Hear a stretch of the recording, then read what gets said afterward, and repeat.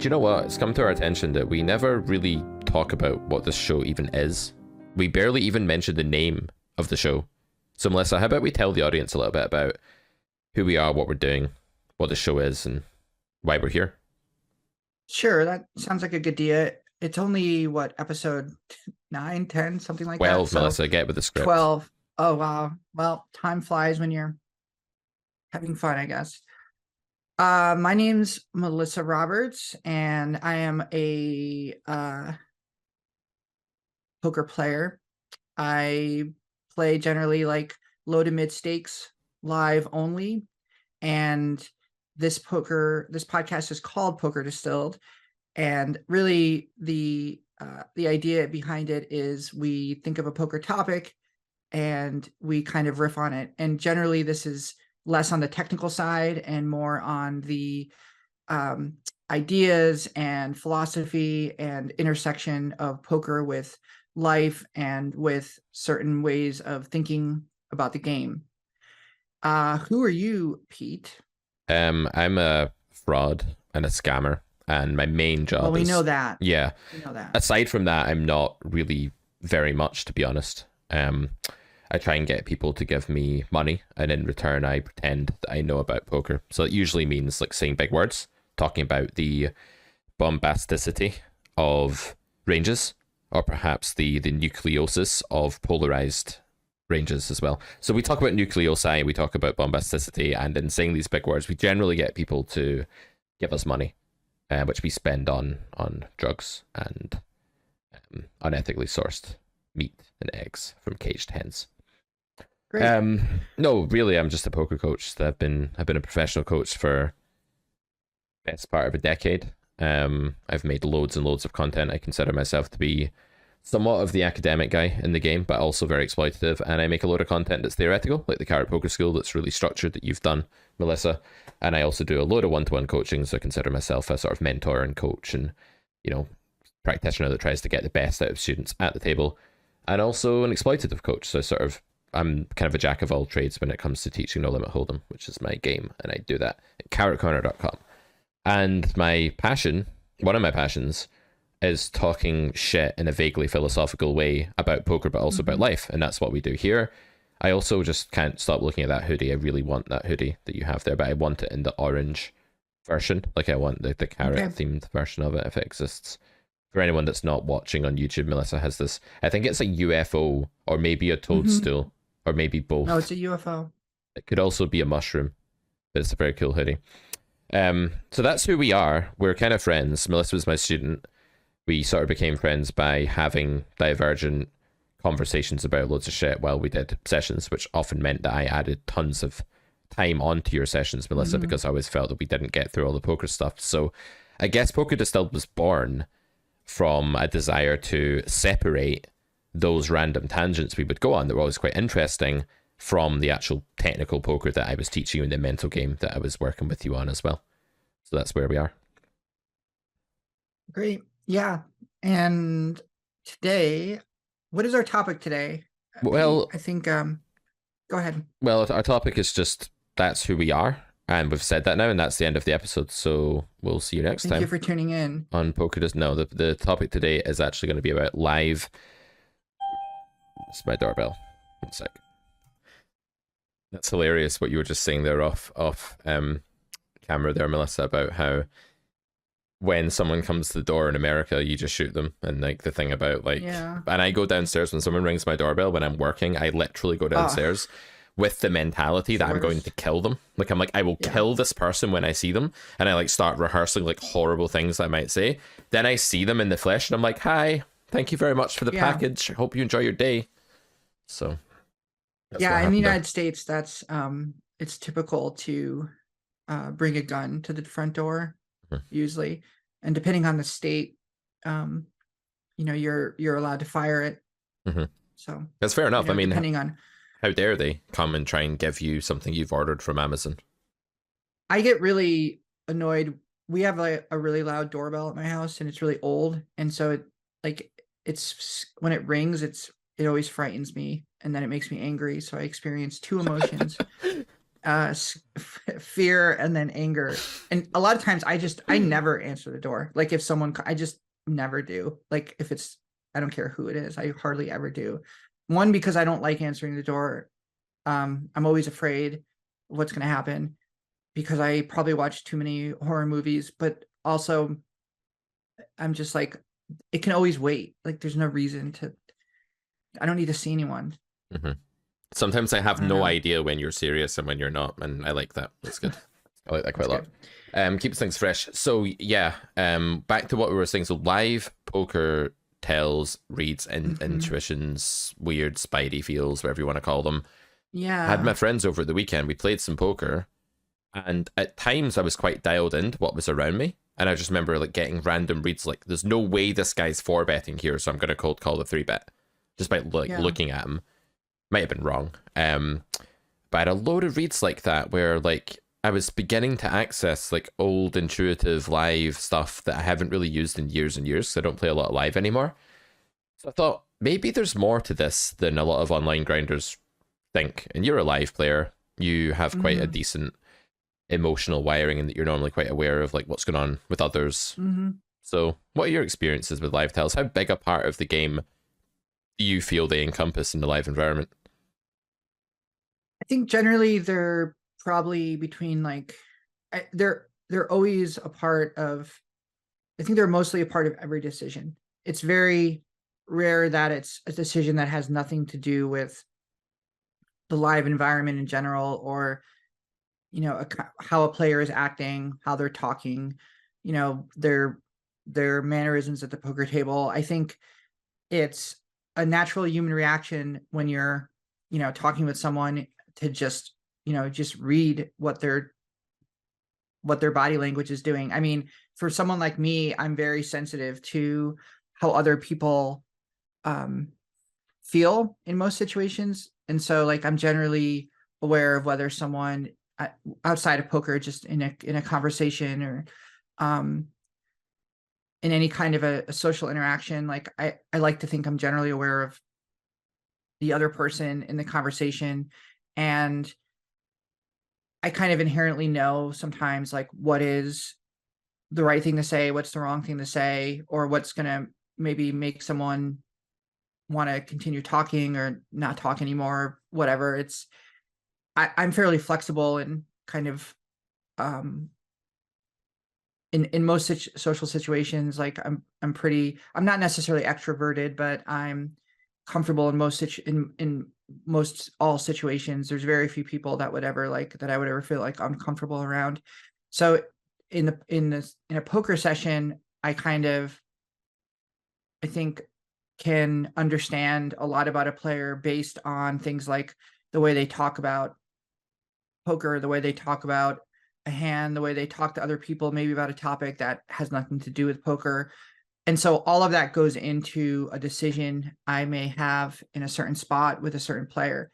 Now, whether that live read, live tell, whatever you want to call it, is like 25% of my decision, or whether it's 50% of my decision, is very dependent on the situation. But it's very unusual to have a decision that I would say like a live tell is like 0%, because I'm not playing, you're not playing against a robot. You're playing against a human being that has emotions and that acts in certain ways. And um, so yeah, I think it always plays at least a small part. Yeah, so I think like there's a couple of things there. One of the things you're talking about is like player profiling, so like getting a sense of like the way somebody plays in general by hmm their demographic. Like I think there's a lot to be said about age and ethnicity and all of these markers because there are hmm patterns that go with those things, as much as like some people may want to pretend that that would be a huge stereotype or whatever. There are just actual patterns that follow these observable features of a person, and that's one thing. And another thing is how they act and how they talk, what they say, whether they're drinking, what they're drinking, how they're dressed, do they look like a reg? Like all of that is really good. And then the other side of it, I guess, is like actually during a hand, how often do you like pick up on things? Like how often would you say that you deviate from the way you would play against that person normally, or the way you would play against population or GTO, or whatever level of sort of like applying your strategy you're on there. How often do you deviate from that completely based on something you pick up like during the course of the hand, or like a feeling you get like from that human at that point in time that just indicates something about their range in this particular occasion? Mm, I would say maybe 25% of the time, It's quite a lot. maybe. Yeah, Mm. it is quite a lot. And I think one of the caveats to this is that I play in a pool with more or less the same group of players. So my normal regular card room probably has a pool of, I would say, just estimating, I could be totally wrong, but I would say maybe 200 players total who are in there, playing, pretty regularly. So there's always some. It's very unusual for me to play against someone who I've never played with before. It actually happened the last session I was in, and it kind of was interesting, and maybe we can talk about that in a little bit. But mostly it's people I know, and so a lot of times I feel like this happens on the river if I'm facing a big river bed or a river jam, where I feel like, you know, theoretically maybe I should be calling. Uh, I'm deviating from that if I know this player, or if I think the way that this player plays, the pattern of their behavior tells me that it's very, very unlikely that this is an over bluff spot, that this is probably something like it's very unusual for them to take this line with something less than the nuts, or something less than close to the nuts. And that would be basically, I guess, maybe a very player dependent deviation. And so when I think about like deviating based solely on like the human I'm playing against and the tell, I think the tell is more just historically how do they play, and how does that weigh into this spot? Okay, so it's rare then for you to be like dialed into observing the sort of demeanor of the person and the way they're acting, like after betting. Let's say that someone's in the river and they make a big bet. I don't know. I'm just kind of like trying to get in touch with this again, because I've not played a lot of live in a long time. Like, to Yeah. what extent do you find yourself observing the player's behavior in that moment in order to like help influence your decision? Because I found myself Oh, I doing see. that quite a lot I at the see what you're weekend, saying. where I Yeah. was kind of like watching my friends, or all my friends, I know them really well, but like Yeah. I'd started to pick up like what is their baseline when they're bluffing, what's their baseline when they're value betting, and some had more tells than others. Like I found some I couldn't read at all. Others I felt like their baseline was different, like when they were bluffing to when they were value betting. I feel like this is something that he's gonna hate me for saying this, but Shocked Chris that does the stream with me on Thursdays sometimes. I don't know if you watch Yes. that. Yeah. I feel like I can tell instantly whether he's bluffing or not every time he bets the river. Like I just know. And I've got this That's subconscious like pattern of his baseline. Whereas my friend Mhm. Sam, who admittedly used to be an actor and stuff like that, and is much better at, like, than most poker players at having like a Mhm. completely neutral baseline, I find him really quite tricky to like get anything from in terms of live Yeah. foods. And then the others, there's like I'd say it's a bit in between with the rest of them. Yeah. So yeah, to what extent do you find yourself scanning the individual post them taking their line and looking for like observable changes or from the Y- baseline or whatever? Honestly, not that much, to be honest with you. Maybe I should be doing it more, but Mm, it's not something I normally do. I'm not sitting there staring at the player, watching, their breathing pattern, or, whether they seem uncomfortable. Um, Sometimes I do, like if it's very obvious, like if a player makes a bet and then seems very relaxed, or is talking, easily having a conversation with someone near them, or is, very kind of jovial, like it's almost clear to me, like, okay, like it doesn't seem like they're nervous here. It doesn't seem like this is a situation where they don't want to get called. yeah. Um, but that's unusual. Most players, I feel like I don't get a lot off of them just by looking at them. And even so, most players, if they feel like they're being looked at, they will I don't know. I mean, it doesn't maybe I should try it more. I've never really thought too much about it. I'm very aware of how I act when I'm bluffing, for sure. Like the other day I was bluffing on the river and I became so aware of my breathing, and I Mm, was I felt like if I took a deep breath, it would be really obvious that I was bluffing. If I adjusted my, kind of the way I was sitting, it'd be obvious. And so I just kind of sat there in this weird posture. My hand was like this, and I was like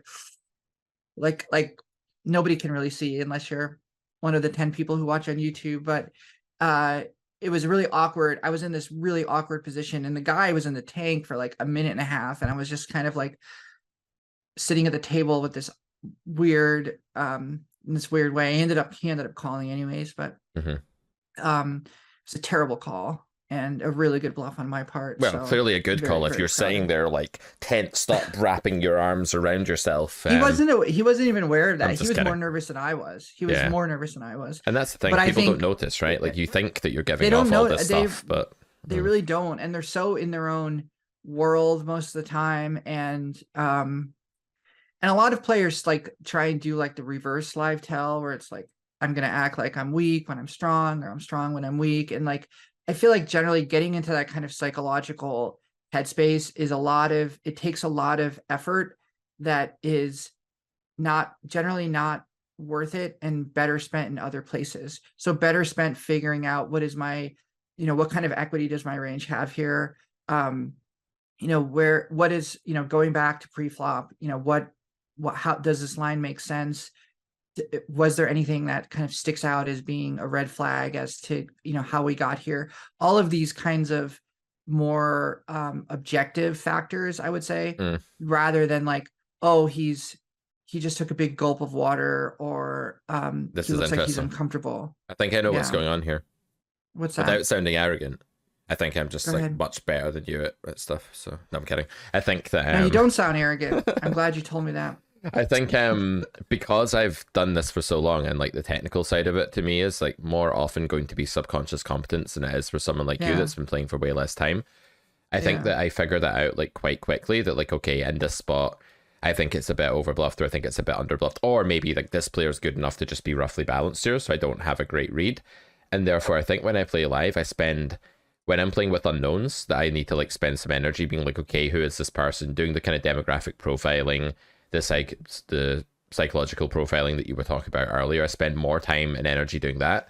But when I'm playing with people I know, or people I can't get anything from in that sense, I feel like I spend a lot more energy watching them and like trying to just pick up anything I can, because the other side of it is just a bit more subconscious to me, right? Like I'm just like, okay, this spot Mm. is whatever, it's usually overbluffed, so I'll call unless I pick up something that tells me they're strong, or this is underbluffed, so I'll fold unless I pick up something that tells me they're weak, or this spot is kind of close, and therefore I'm just going to really scrutinize and just see which way I go based on that.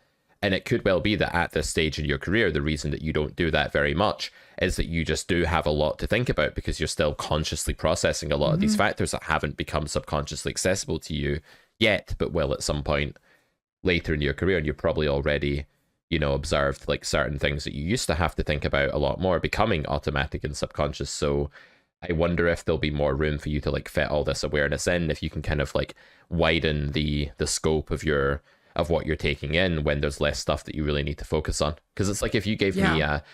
an equation, like a mathematical equation, and told me to solve it, and also told me to like watch a sports game or something at the same time, I'm going to pick up way less of what's going on in the sports game. It's like that Hmm. famous example where people are told to count how many times the ball is passed by the team wearing green, and then they don't notice the gorilla like walk onto the Yeah. court and then walk off again. It's a bit like that, I think. I think that's part of it. And I think that I feel like the edge that I have in most live games comes from just the technical side of things. Whereas like, um, at least in my normal pool, like not a lot of other players are doing that. And so it becomes, um, it becomes more of an advantage for me in some spots to have that kind of stronger technical knowledge, and to do that kind of work. And I think the live tell stuff comes more as a well, this is a player that I've played with a lot. Mm-hmm. So I know what their tendencies Right. generally are. And I can tell if it's a player that I've not played with, I can generally pick up pretty quickly, whether this person is someone who's going to be thinking about, poker on a kind of more technical level, or whether it's going to just be this kind of like brute force poker where it's like, my hand's good, I bet, my hand's bad, I fold, or I bluff here because I don't want to fold, et cetera, et cetera. But I do think there are times now that, we're kind of talking through this. I do think there are times when I've picked up, someone doing something at the table that is unusual and therefore sticks out. So like a good example of this is, like I was just saying, a player who, is generally fairly tight, kind of a newer player, bluffs out, or not bluffs, but bets out on the river, and is all of a sudden like really talkative and friendly and, enjoying himself with whoever is around him. And it's like, okay, he's not faking that. Yeah. That's one example. Yeah. Another example is like, when someone generally like snap calls like a turn bet is always indicative of a kind of generally indicative of a kind of like merged like middling range. So it's like waiting for a draw to hit on the river, or maybe like a low pocket pair with some overcards on the flop, like, and you could generally see these tendencies. So it's more about the speed at which people play, and the kind of the speed of their reactions to certain things that are kind of that may also make me deviate in spots. Yeah, I think with 2 points there. The most recent one you made about the snap timing, I think there's snap and then there's snap. So if I'm playing online and someone calls me quite quickly, I'm usually just inclined to read very little into it, or maybe read into it in the way that you did, where like they have the mergier middling bluff catcher / draw / pair plus draw part of their range at a higher frequency than normal now. But when somebody is like insta call and they're a recreational player online, like you bet and they're just like snap call, it's like, okay, the EV of bluffing the river has just plummeted. Like if you're against a recreational player that is instantly calling without even having time to really apprehend the size of your bet, what does that tell you about their psyche in that moment? They're just probably tilted, pressing buttons, frustrated, angry, drunk, and impulsive, like a combination of those things. And yeah, barreling the river in those cases is awful, and you should definitely use the Uber snap as a tell. And I guess the live equivalent of the Uber snap would be some really pissed off guy just being like, call, like as soon as you bet, like aggressively and like in a confrontational way. It's like, okay, thank you. Now I know that I can go massive if I hit this, and like just give up if I don't, kind of thing. Like that's definitely the way it's going to go down. Sorry, Melissa. Yeah. 1 sec. Another goddamn interruption. You can't shoot people that phone you though. Like that's not possible. No. So what are you going to do in that case? No.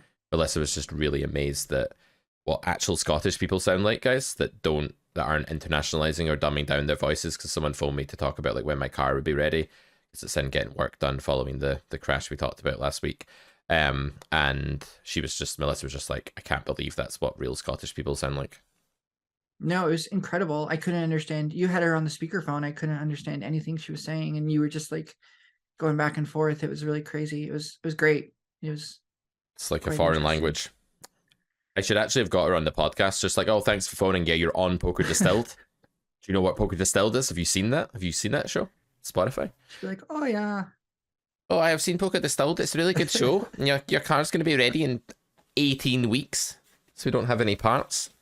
Anyway, she was nice enough.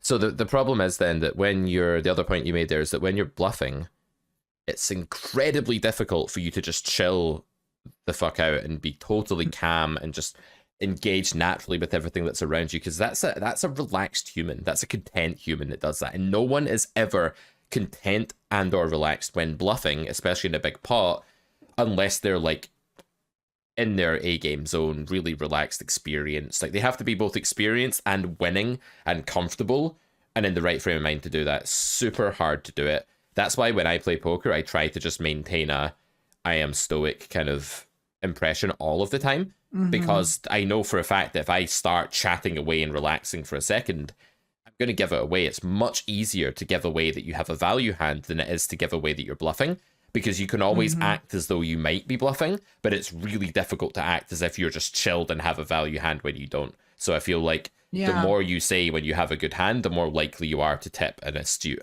people reader off. Yeah. I try and balance it. I'm not a big speech player, but I've been incorporating it slowly but surely into my game. And generally on the river, I try and say something to affect the opponent. So sometimes like I will say something that's just honest, and that in itself can be off-putting. Like I had a hand where I was on the river, and I was pretty sure I was good, and I was pretty sure I was value betting, but the opponent took like a really long time to call, and he was kind of a tight player. And I said to him, I'm not really sure if I want you to call or not.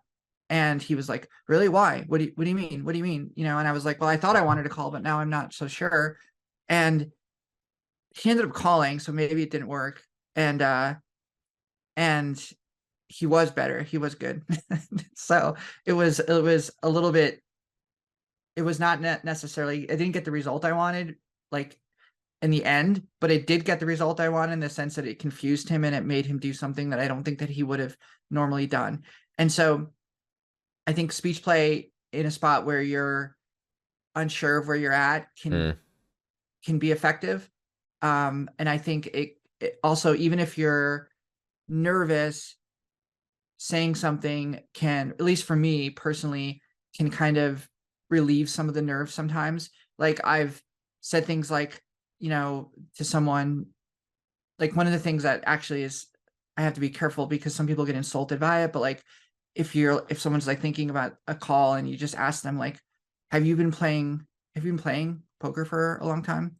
And that's a good one, because it angers a lot of people. It's off-putting, and it gets them outside of what they're normally, I think what their normal thought pattern is. It disrupts that. And I think good speech play disrupts the normal thought pattern. You can't always anticipate what result it's going to lead to, but I think the key is disrupting the normal thought pattern in a way that would not happen had you been silent. And also I think it can help to maybe not necessarily mask some of your own anxiety if you're bluffing or if you feel uncomfortable, but you can incorporate that into the speech play in a way that makes it seem like you're not being transparent in your behavior, if that makes sense. Yeah, you can either hide your inner state by just working on stoicism and just being a statue, or you can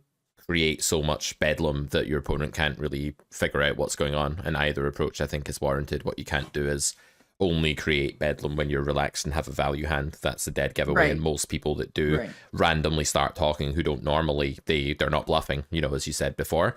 But yeah, that's kind of interesting. I think we have this idea, like in poker, right, where if you are pretty confident, like just because you've taken your last action for the hand, like you've bluffed the river, let's say, or value bet the river, doesn't mean that your job is done in live poker, because you can still influence your opponent, right? And this is the interesting thing.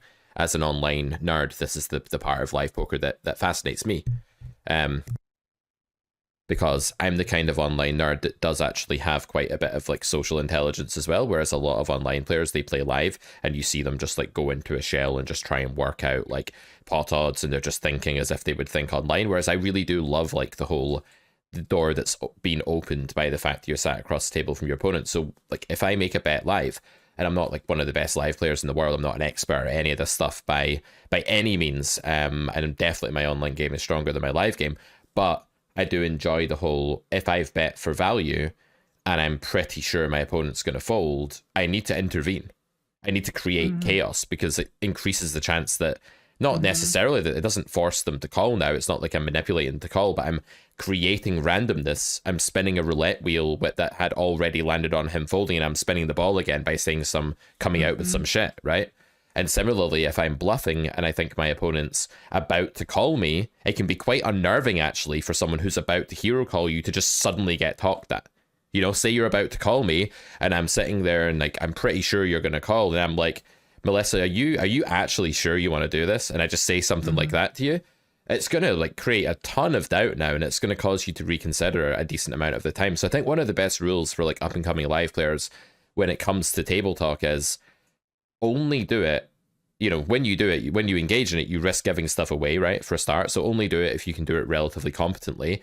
But secondly, do it when you think you're getting the wrong result. So when you think your bluff's about to fail or your value bet's about to get a fold, that's the time to start talking. Obviously, if you make a habit out of this, people pick up on it if you play with them all the time. But throwing it in the odd time, especially against a stranger, I think that's a great way to use table talk, just to like make them roll the dice in their head when you think they're about to land on the right conclusion.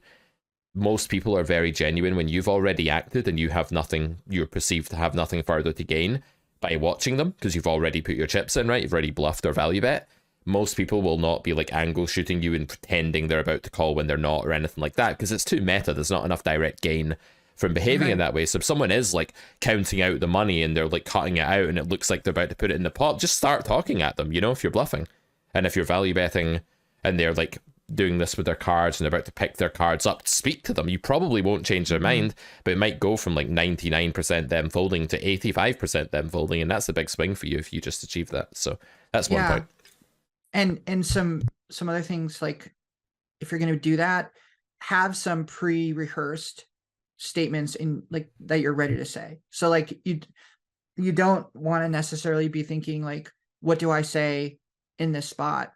Like I have like 10 things that I will say in a certain situation, and I can pull those statements based on the situation and use one of them. So I'm not thinking in the moment, you know, when facing a hero call, okay, what do I want to say? Like, what's the right thing to say? Because it is important. I think a statement like, you sure you want to do that? You sure you want to call? I don't think that's necessarily bad or good, but it is something you hear a lot. And so players will be used to hearing something like that. But I think if you want to really spin the roulette ball, so to speak, you know, saying something that's completely out of the blue, that's not, you know, something that a player is used to hearing in the moment, but that will register with them as being unusual, and their brain will, you'll see their brain, you know, struggle to interpret it. You'll see like their forehead tense as they struggle to interpret what that means in the moment. And then you'll also see it tense as they struggle to push it out of their brain. Like that is like throwing, you know, the traffic cone in front of the car that's speeding down the road. It's a bad analogy given your recent driving record, Pete. In my defense, I didn't crash because of a you, traffic cone. You know, that's pretty lame if you crash because of a traffic cone. But you said you ran over a traffic cone, that you drove off the road. Yeah, I drove my car off a cliff into the sea, and then I was lucky to be able to climb out of it and swim to safety. It was quite heroic. Actually saved another drowning person as I swam to the shore. No, it was just stupidity in my end. This is why you should listen to Jordan Peterson in your car, because you get really excited and lose control of the vehicle. Exactly. I'm like, well, I'm going to inject a bit of chaos into this journey, man. It's too orderly. Yeah, like, that was a really good point. And then you swerve, and and then some bald guy's trying to kill me like the next second with tattoos on his head, Melissa. Like tattoos on his head. That's not the guy you want to crash into. Was that the guy you hit? Was he? Yeah. Was he literally? That's what he looked like. I think if his daughter wasn't in the car with him, he would have killed me. Probably. He was really angry. God, wow. Yeah, he was really angry. Wow, that's scary. Anyway. So anyways, I think like, there's nothing, I think it's helpful. There's nothing wrong with speech play, and it's helpful to have some statements that you've already thought through, and so that you're comfortable saying them in the moment, and that you can pull from them, so that you're not saying something that's, you know, typical of quote unquote speech play, in the moment. So some other,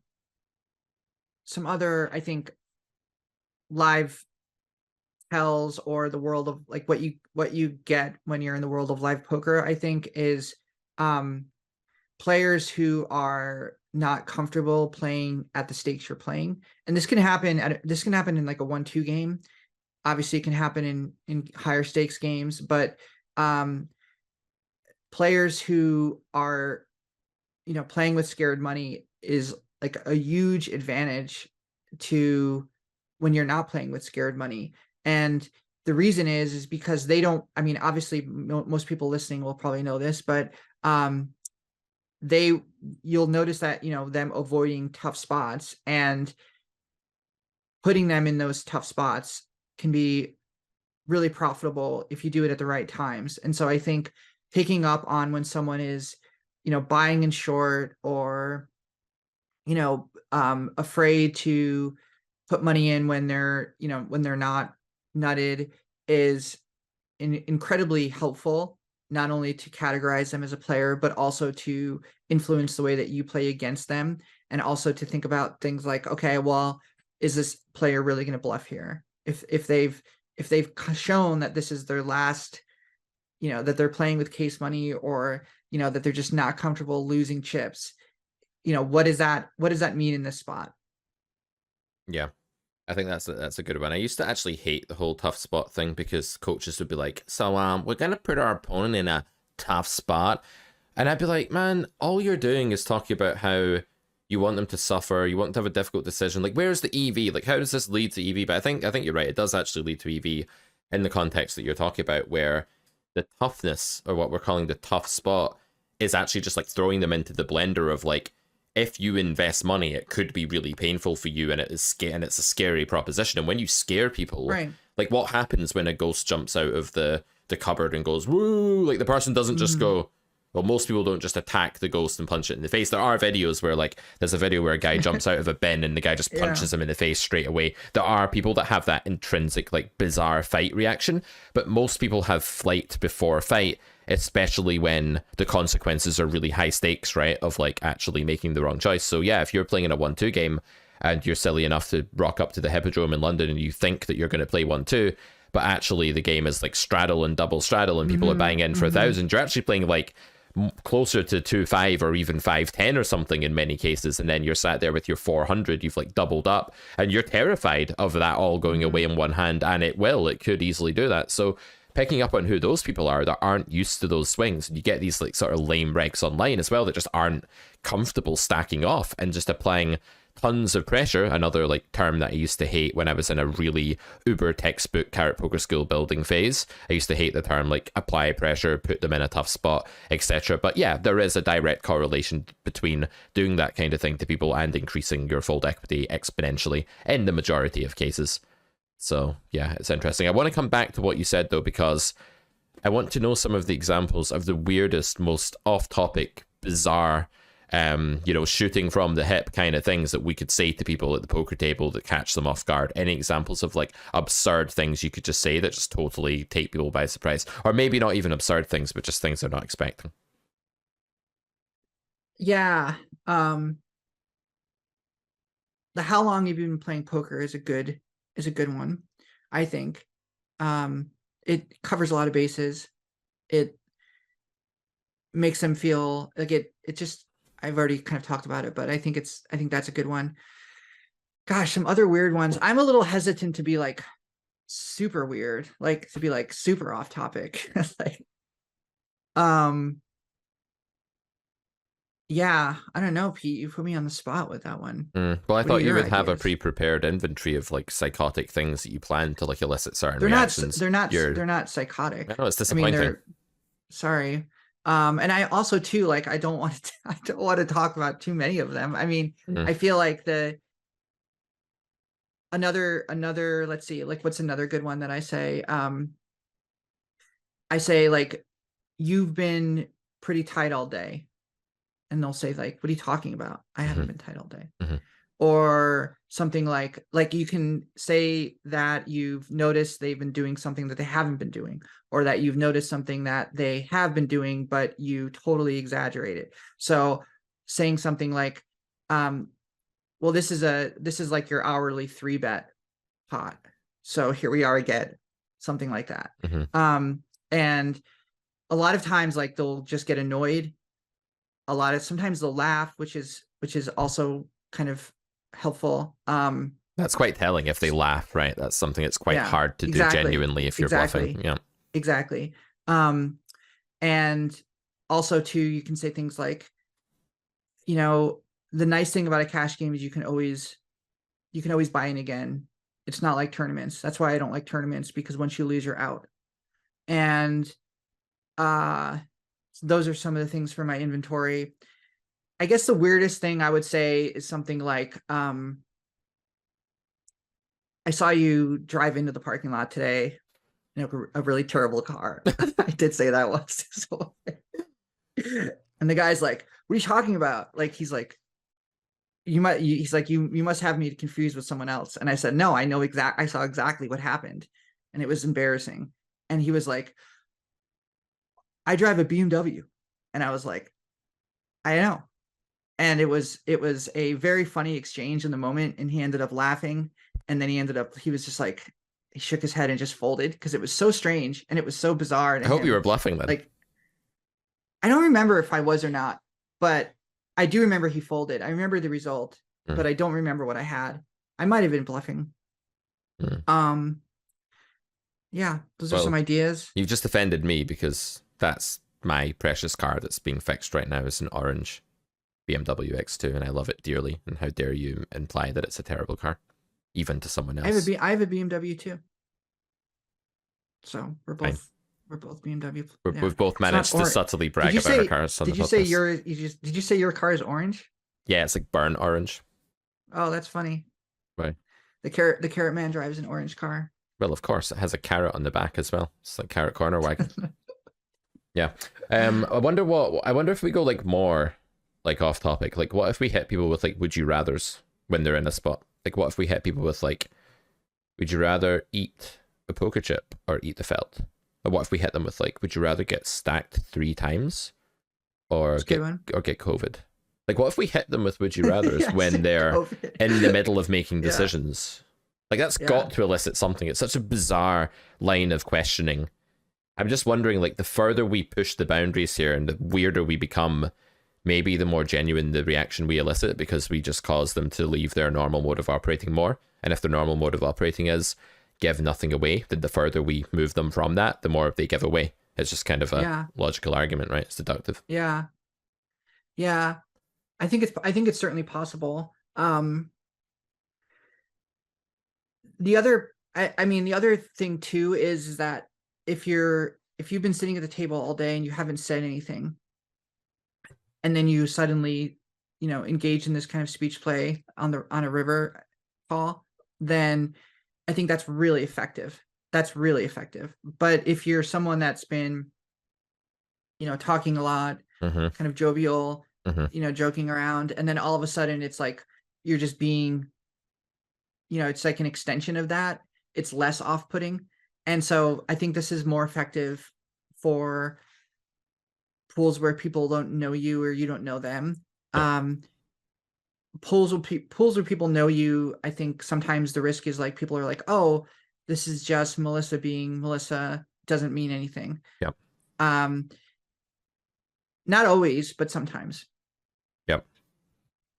It's about having a different way of operating from the baseline, because like everyone expects a certain baseline from you once they get to know you, and if you just suddenly act differently, that's like a cool idea. Like, we were playing Werewolf last weekend, like when the Carrot crew, a bunch of them were here in Scotland, and I don't know if you've ever played Werewolf. It's like a role-playing game where you're assigned a role. You're either a werewolf or you're a villager or you're the seer, and the werewolves are trying to pretend they're villagers, and every in-game day, which is usually about 15 minutes, a day is 15 minutes, the village, including the werewolves, they all vote someone off, like it's a reality TV show or something. So someone gets voted off, and the werewolves get to vote, the villagers get to vote. The villagers don't know who the werewolves are, but the werewolves know who the other werewolves are. And then in the night phase, everyone shuts their eyes and the werewolves eat a villager. And then like the idea is the villagers need to lynch all the werewolves, need to vote all the werewolves off, and the werewolves need to eat all the villagers or become at least 50% of the village to win. The seer is a special villager that gets to look up the identity of one person in the village every night, and the moderator sort of indicates whether they're a werewolf or a villager.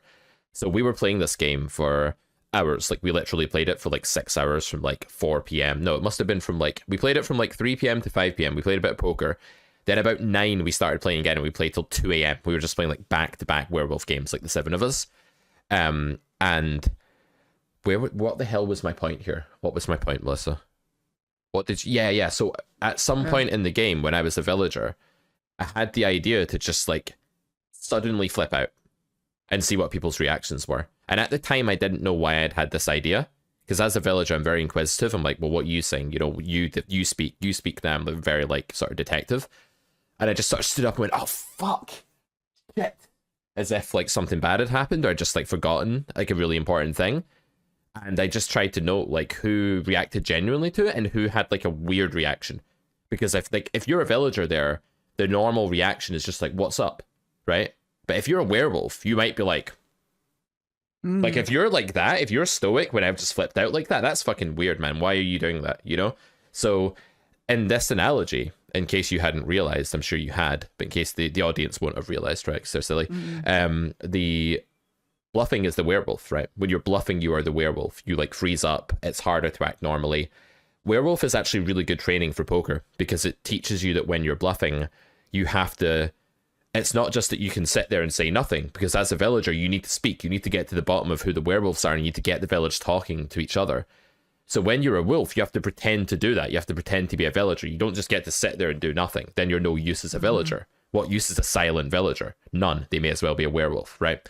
So the game forces you to hide in plain sight. Like, it forces you to speak and socialize and be normal when you're concealing something.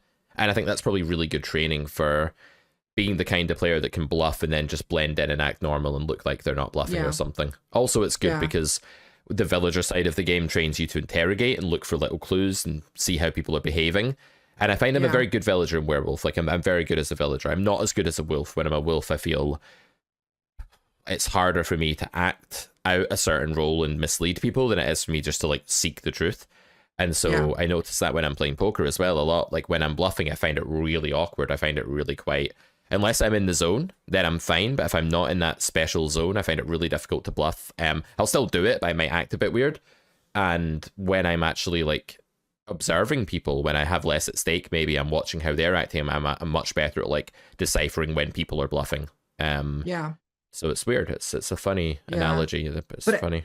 I think too, with talking when you're bluffing is very difficult, and the natural, for me at least, and I think probably for a lot of players, the natural reaction that you take is, I want to just freeze up. I just want to be quiet. I just want to get away with this. Just like you're doing something wrong, like you're a child and you just don't want anyone to catch you. You have to really resist that. You have to fight against that. And the other thing you have to fight against is this inner voice that's telling you, if I say something, if I try and be really clever here with what I'm saying, and then I get snap called because I open my mouth, I'm going to look really stupid. So not only am I going to look stupid because I'm showing down a bluff, but I'm also going to look stupid because I apparently influenced a call when I could have just kept my mouth shut and gotten a fold, right? That's all your own, what's going on in your own mind. And you really have to fight against that, because if you listen to that voice, then you're going to become one of those players that freezes up when they bluff and is more relaxed when they're not bluffing. And players are, if they're at all perceptive, which not a lot of players are, but some of them are, in better games, better players are, they will pick up on that. And the reverse of that is that when someone's talking to you in a river spot, then, or, when you're facing a bet or a jam and you're in the tank and someone starts talking to you, you have to realize that it's very difficult. First of all, it's very difficult generally to bluff. Number one. Number two, it's difficult to talk when you're bluffing. So if someone's doing those two things, that has to be taken into consideration as to whether the spot is underfolded or overfolded. And if you can get to the point where you're comfortable doing those two things, bluffing and spots, and then talking in a way that is effective and, like we've been talking about, disorienting to, getting a result that maybe, is different than you would have gotten had you kept your mouth shut, and just saying, like, I don't really care if I get called or if I look like an idiot because someone snap called me when I'm trying to be like, clever. If you get to the point where you don't give a shit about any of that, that's like a really powerful place to be, because then you can balance your speech play with non-speech play. So like, if you're in a session to where people are, at the table long enough to see your behavior over the course of 4 or 5 hours, and in certain spots you're engaging in speech play. In certain spots, you're not. You're showing down speech play plus bluff or speech play plus value, or you're showing down no speech play and then bluff, or no speech play and then value, and you're mixing it up. It's an incredible tool to have. And it's also a way for you to interpret what other people are doing to you. Mm-hmm. Yeah, I think it's something that like I really want to learn more about. And if I did play live poker, I think I would definitely embark on a quest to try to become really good at that stuff, because I think there's a much bigger edge in the whole live tell thing than most people take advantage of. I think a lot of poker players, they don't want to get into the weeds with it because, one, they don't exactly know how, and two, they have so much to think about anyway. Like, technically the game is just so vast and complex, right? Like, to figure out the game tree, you just have to be so engaged a lot of the time, and that does get easier, like I say, the more you play. But I think a lot of people are neglecting that, or they're downplaying how important it is, because I just find, like, my limited forays into live poker, I just feel like I get really good reads on people sometimes, and it could just be like a kind of placebo effect, or like positive reinforcement of like I happened to win when I thought the guy was bluffing once, so therefore I've decided I'm God. I decide I'm God pretty regularly for all kinds of reasons, so it wouldn't actually shock me if that was one of them. But I do think that, you know, if I can sort of see these things in a very limited exposure to live poker, there must be loads of live players that are just totally not taking enough advantage of live tells. It'd be fun to see what the audience actually think on this topic. Before we wrap up today, we should also do Pete versus Troll. But I do need to like locate the comment that I want to talk about. I've got one in mind, but let's not forget to do that today. Anything else you want to say on live tells and stuff before we move on to that segment?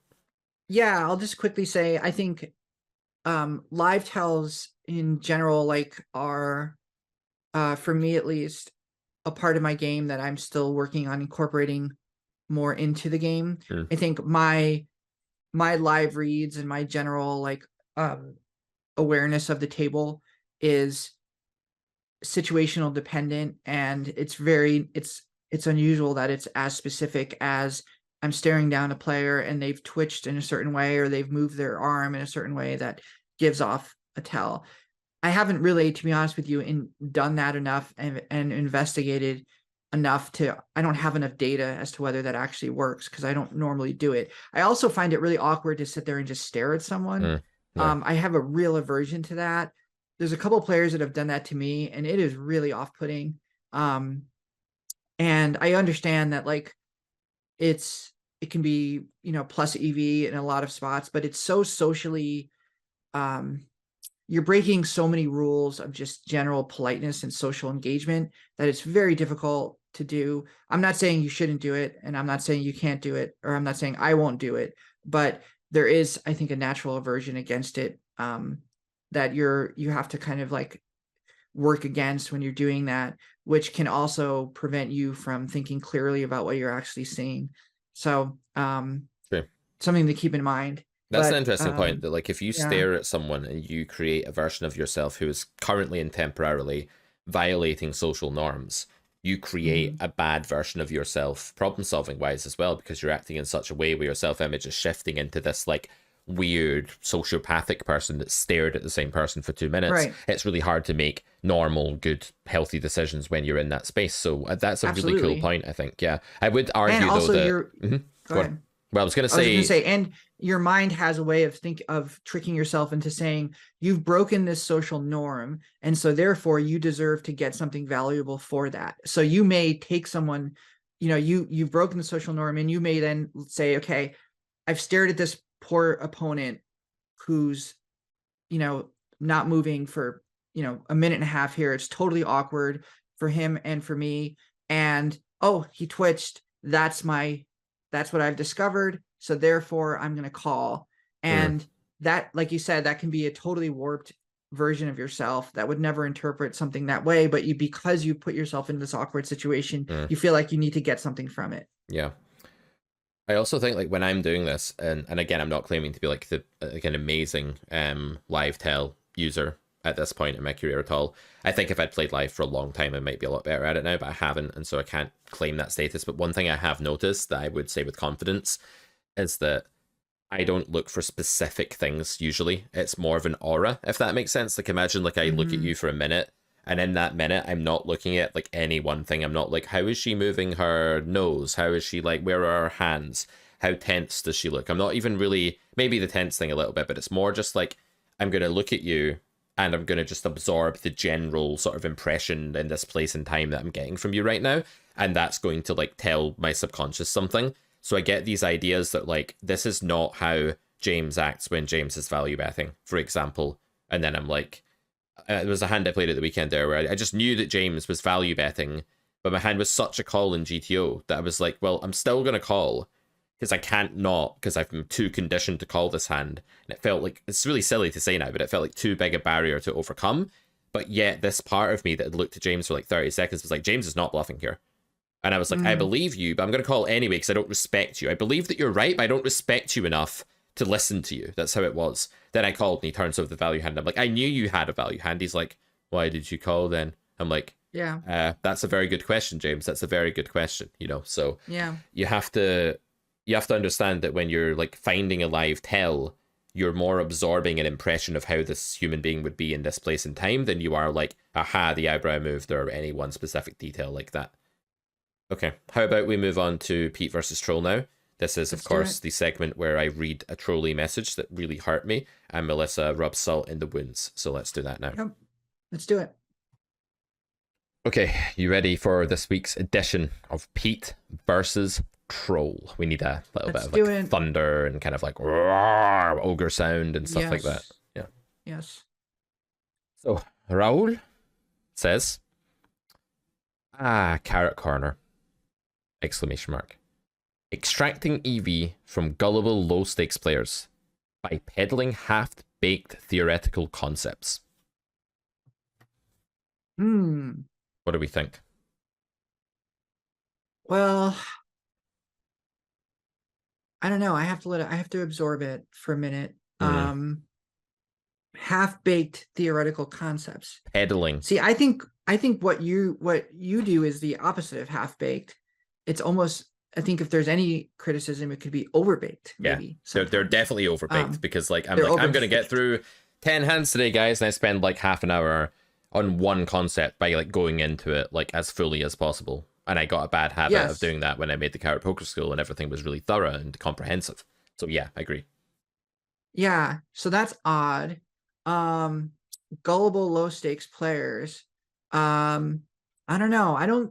We've had this conversation before, but personally, I just speaking for myself, I did a fair amount of research before I contacted you about coaching and got involved with like Carrot Poker, the Discord or any of that. It was I would say like I probably put more effort into like choosing a poker coach than I have for really anything else. And I'm someone that like generally is like pretty lazy about investigating like whether I'm getting good value from something. Like outside of poker, like because I'm fairly serious about poker, I mean that's kind of the difference, but yeah, so like that's odd. I can't relate to that. But yeah, I mean I can't, if someone thinks I'm gullible, then who am I to argue with them? If you were gullible, you certainly wouldn't be aware that you were gullible, right? That's like the whole point of what it means to be gullible. Right. I know, and you're right. So if I'm being exploited, then I don't know I'm being exploited. But I'm having fun. So yeah, that's one. And I'm having fun exploiting you and taking your money and spending it on unethically sourced eggs. So it's definitely a good situation for both of us, I would say. The hedonistic utilitarian sort of doctrine would say that this is a massive win. This is one of the most moral things that's ever happened. You know? How so? Well, I'm exploiting you. I get money from it. I'm happy. I enjoy doing it. And you're having a good time being exploited. So we're both profiting in the currency of hedonism. Right. So just leave us alone. Exactly. Just let us continue our relationship. Let us continue. Yeah. Any other thoughts on that before I come back on it? No, go ahead. Let's hear your point. Yeah, so I think people have a visceral, I don't know, anger towards just a random thing that they see for no reason. a lot of the time. It depends what mood they're in, and maybe something slightly ticks them off, and what they do is, because it's the internet and there's no backlash. I think someone said, I can't remember, was it Mike Tyson that said something like, because of Twitter, you like for the first time you're able to like shit talk people without getting punched in the face. And he like wasn't very happy about that. He was like kind of saying this isn't right. You should be able to punch people in the face. I'm not a violent guy, but you know, the fact that they know I'm not going to punch them in the face and can't, not that I would anyway, but the fact that I can't, it definitely means that if you're just slightly pissed off about something, or like maybe I use the word bombastification of polarity when I'm talking about ranges, which I say a lot, you know, it's a very important term. So say I use one of my scholarly words like that, terms, and you don't like it, it's very easy to just launch into your own tirade, and then like you almost go on an ego trip while leaving a comment like that. Because if we read this again, this person has gone to very extreme care to be condescending, to like place themselves above me and above both me and the audience. Actually, like what this person has done here, what Raul has done. So Carrot Corner, extracting EV from gullible low stakes players. So has this kind of connotation that like Raul is the sort of more aware, less gullible, experienced kid in the playground that's been around the block and knows what's up, but unfortunately he's way more streetwise and clever than all of the people watching the content who are the victims of this horrendous scam, of course, that comes from the bombastification of ranges. And then says peddling half-baked theoretical concepts. This is a very like carefully put, trying to sound intelligent, self-elevating, self-intellect validating thing to say. It's worded in a way where they've automatically worded it in a way that I'm expected as the reader to see them as above me and to see them as above my viewer, almost like as an impartial kind of scorn handing out deity that's above both the coach and the viewer. And that's a very problematic position to put yourself in when you just leave an anonymous comment over the internet, because we don't know who you are. If you're like if Phil Galfond came on my video, you know, Mr. Galgond, as someone wrote in chat the other day on Twitch as a typo, and it had a good ring to it, so I've been running with the Galgond thing. But if Galgond, you know, hashtag Galgond in the comments, came on my content and was like, and said, hey Pete,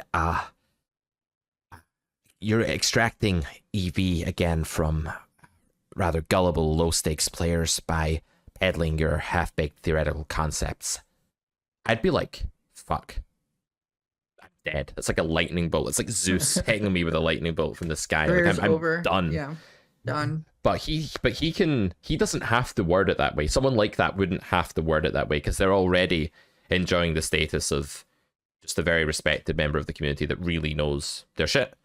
Now, I don't know who Raul is. I don't know if he's even good at poker. I don't know what he knows about poker, but he has chosen via his own word choice, just assuming this is, I think Raul's a male name, may not be, but whatever, just going to use that pronoun for now.